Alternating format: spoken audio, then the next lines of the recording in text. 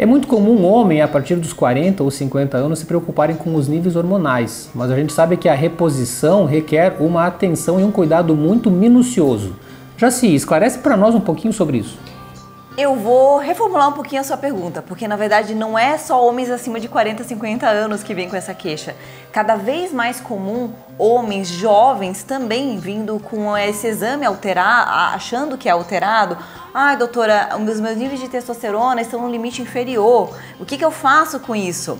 Então, a gente precisa saber uma coisa. Nos últimos anos, a obesidade cresceu, o sedentarismo, a gente sabe também que cada vez mais prevalente, infelizmente.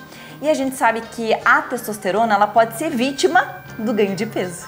Isso é muito importante. Ela pode ser simplesmente uma vítima disso tudo, do ganho de peso, do acúmulo de gordura visceral. Então a gente sabe que o acúmulo de gordura visceral não está associado apenas a questões metabólicas, a risco cardiovascular, aumento de glicemia, de triglicerídeos, de pressão arterial. Também existe a associação com níveis mais baixos de testosterona. Então a gente precisa ter muito cuidado na hora de interpretar esses exames.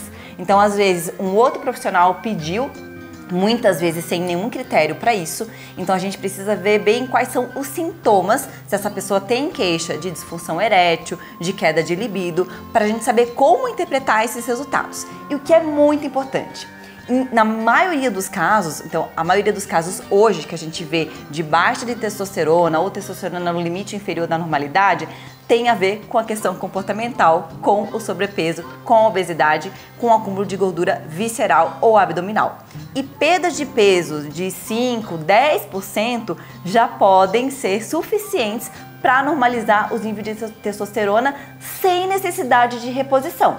Claro que a gente precisa ver os níveis, quais são os sintomas. Muitas vezes a gente vai precisar sim, mas de uma maneira muito cuidadosa. Então a gente precisa ter muito cuidado na hora de interpretar tudo isso. A gente saber qual é a causa dessa baixa de testosterona, se são causas hipofisárias, se são causas testiculares. Então a gente precisa ter muito cuidado na hora de interpretar todos esses tópicos, porque a gente está vendo cada vez mais frequentemente muitos homens usando testosterona sem nenhuma necessidade, inclusive essa reposição de uma maneira inadequada pode ser responsável por aumento de risco cardiovascular e outras situações de saúde bastante preocupantes.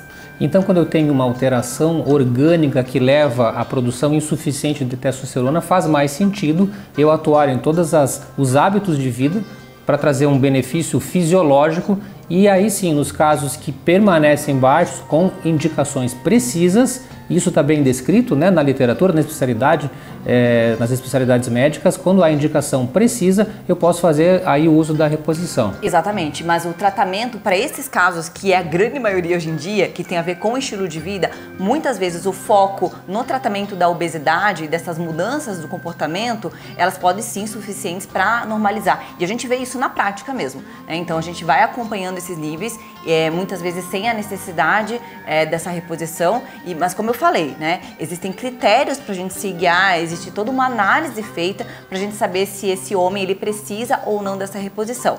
Hoje, a maior parte dos casos de hipogonadismo é o funcional, que é esse ocasionado pelo estilo de vida, pelo sobrepeso e obesidade.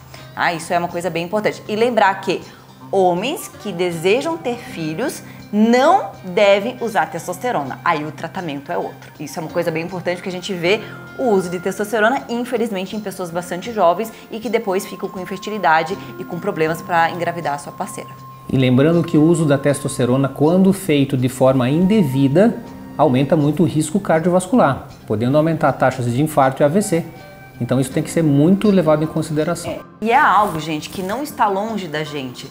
Então é bastante comum a gente ver, mas não dá nada, mas eu quero ficar bombado, mas as repercussões elas sempre existem. Então não existe dose segura, não existe nada disso quando você está usando um hormônio sem necessidade, né? Então se você tem um nível ali ok, ou se você tem algum outro fator, como eu comentei, para isso estar acontecendo e você está usando uma reposição sem critério, onde os níveis principalmente ficam níveis suprafisiológicos, ou seja, acima do recomendado, a gente vê com muita frequência aumento de pressão arterial, aumento de risco cardiovascular e muitas vezes consequências bastante desastrosas, como você vê no próprio hospital.